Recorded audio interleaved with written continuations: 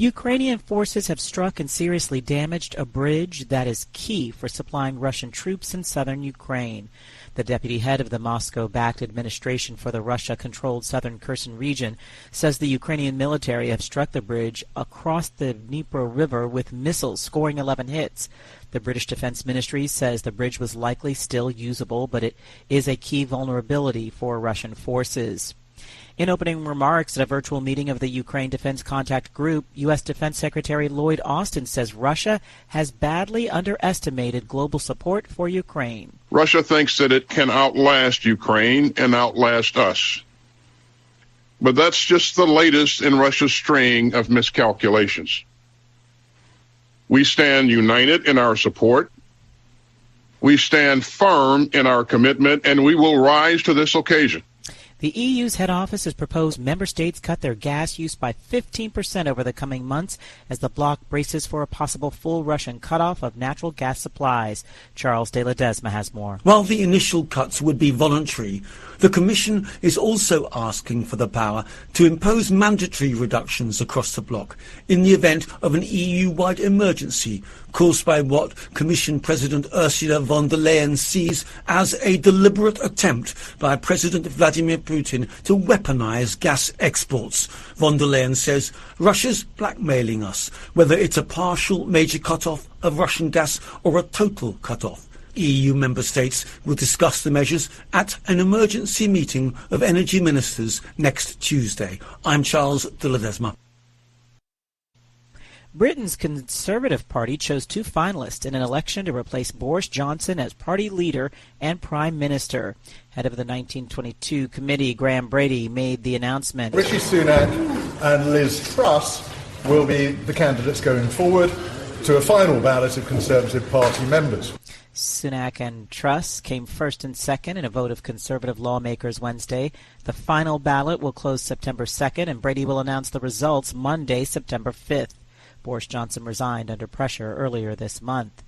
Kenya's deputy president and presidential aspirant William Ruto said he will publish government contracts with China and deport Chinese nationals working illegally if he is elected August 9th. Promise is likely to resonate with citizens pummeled by mounting debt and the skyrocketing cost of living. Top U.S. Senate Democrats and Republicans said Wednesday they may have the votes to pass a bill protecting same-sex marriage rights nationwide, the day after the measure passed the House of Representatives with a bipartisan majority. The measure, intended to head off any Supreme Court effort to roll back gay marriage rights, passed the House Tuesday with all Democrats and 47 Republican representatives, just over a fifth of their caucus, voting in favor. The Mississippi abortion clinic at the center of the U.S. Supreme Court decision that overturned Roe v. Wade has ended a lawsuit to try to block the state from enforcing a law that bans most abortions. AP correspondent Donna Warder reports. Jackson Women's Health Organization dropped its lawsuit after the clinic owner said she has sold the facility and is opening a new clinic in Las Cruces, New Mexico. Meanwhile, West Virginia's only abortion clinic has resumed scheduling patients for abortions after a judge on Monday blocked enforcement of the state's 150-year-old abortion ban. And in Indiana, a law that bans abortions based on gender, race, or disability went into effect on Tuesday. I'm Donna Warder. Turkish President Recep Tayyip Erdogan said a condition set out by the U.S. House of Representatives to ensure that F-16 fighter jets, which might be sold to Ankara, are not used to violate Greece's airspace, was not binding, according to a text shared by the presidency Wednesday. On Tuesday, Ankara called on its NATO ally not to fall for a game by U.S. lawmakers after the House approved legislation that would stop the F-16 sale unless the administration certifies it essential for U.S. national security, while also including a description of steps taken to ensure they are not used for overflights over Greece.